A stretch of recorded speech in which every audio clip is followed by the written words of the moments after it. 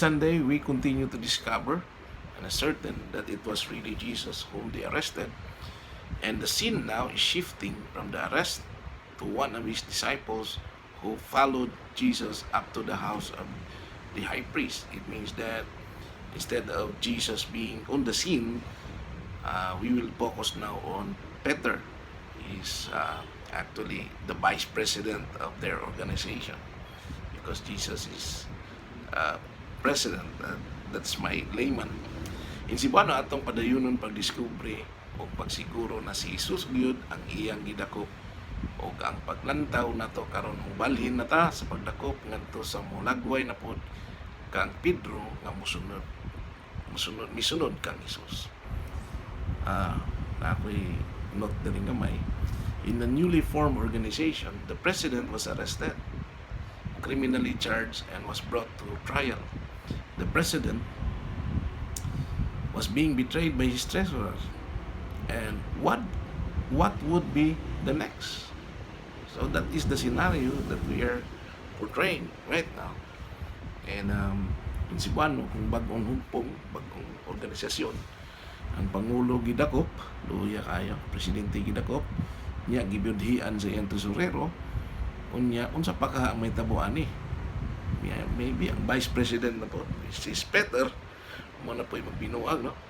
So let's continue, mupadayon ta. Simon Peter says that he does not know Jesus, and this proves that it was really Jesus whom they've been arrested and tied and tried. Look at that. So his denial would actually prove that it was really Jesus whom they arrested. So in Cebuano, ang pagwala, pag-angko ni Pedro na usa siya sa mga tinunan ni Jesus, makahimo nagpagmatuod na si Jesus kayo di ay itong unang gidakop o gitaral sa hukmanan. So John chapter 18 verse 15 to 18, how would Peter's denial of Jesus ascertain the identity of Jesus? In Cebuano, giunsap man pagsiguro ang pag-ila sa iyang pagkatao, ang pagbalibad ni Pedro na usa siya sa katinunan ni Jesus. Okay, so unang puntos, he followed Jesus up to the courtyard. Okay, he followed Jesus up to the courtyard. Misunod siya sa Ginoo hantod sa tugkaran sa hukmanan sa balay sa pangulong pari. Okay, dito man i-trial. Okay, so verse 15 sa John chapter 18 verse 15, if you have your Bibles with you, open it up. I will read. Simon Peter and another disciple followed Jesus. The high priest knew the other disciple.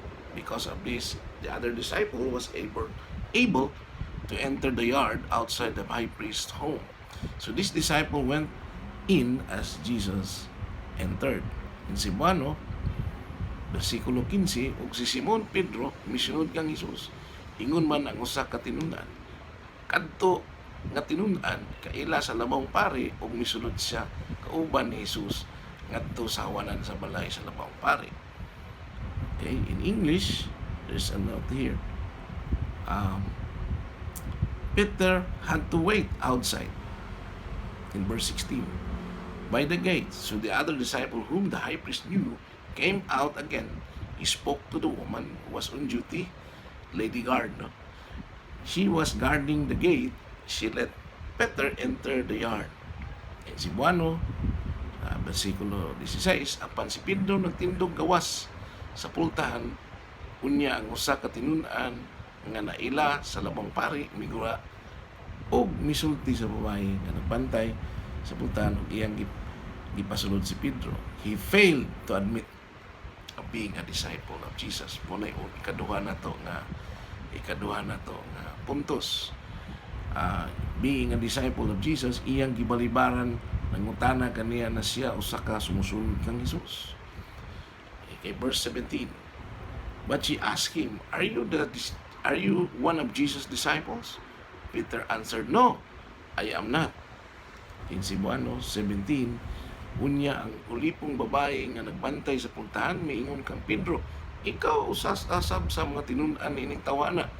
Siya mingon, dili ako. Okay, so these verses 15 to 17, some experts think that the other disciple was John, the author of this gospel. Other experts think that it was different person. Perhaps he was a follower from Jerusalem rather than from Galilee. However, this disciple knew the high priest, and he was able to enter the yard of the high priest's home. In Cebuano, mga eksperto nagtudlo na si John or Juan ang hinigugma Jesus ang disipulo nga kuyog ni Pedro. Pero kaila siya sa mga pangulong pari, maona nga lisod ni kaywa manhingandi. So the woman was guarding the gate, probably knew this disciple too. So she allowed Peter to enter with him. In Cebuano, nakailag yun ang gwardya nga babae kang Pedro, niya misunod siya lang kang Jesus. Number 3 na to nga puntos, he framed up like one of the servants. Okay, so iyang disguise yung kagulingon si Pedro, ni kuha na lamang siya, ni mo siyang sulugoon. Okay, frame means to fit or adjust, especially to something or for an end. Okay, so in Cebuano, iyang gisundog o naghimo siyang sama sa usa ka sulugoon ng Pangulong Pari. Okay, so there's a note here. Verse 18, it was cold. The servants and the guards had made fire. They were standing near to it in order to keep themselves warm. Peter stood with them in order to warm himself. In Cebuano, verse 18, karon ang mga ulipon o mga sulugoon na tindog dito sa naghaling o kalayo sa mga uling kay matugnaw kadto. Og niadto si Pedro sa ilang kaugalingon, og si Pedro usab kanila nagtindog o nagpainit sa iyang kaugalingon.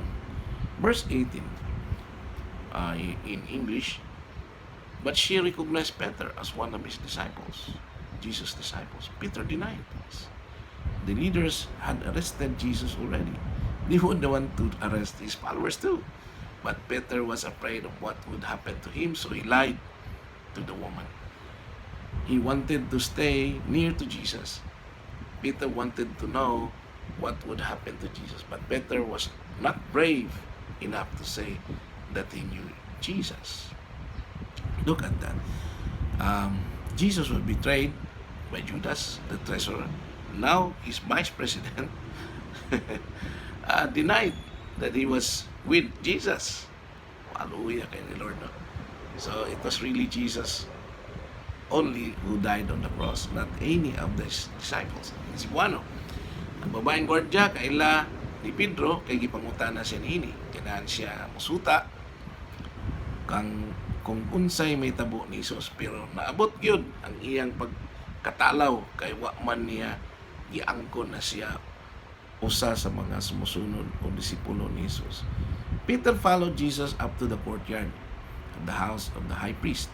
He was identified by the lady guard as one of the disciples of Jesus, but he denied. Kaluoy kayo ni Pedro, no? In Cebuano, si Pedro nangaas gyud na mo suta unsay nitabo kang Jesus, pero nailan siya sa babaeng gwardya. Unya iyang gipamakak na dili siya disipulo ni Jesus. Sakit kayo so. Sakit kayo pagpamakak ni Pedro nga dili ko sumusunod ni Jesus. Therefore, we conclude that we establish further that Peter's denial proved that he knew Jesus Christ and that he was afraid of his life to identify with his teacher and master. So dinila sa kukutob, balik ko after the next video clip. Okay, so see you in the next video clip.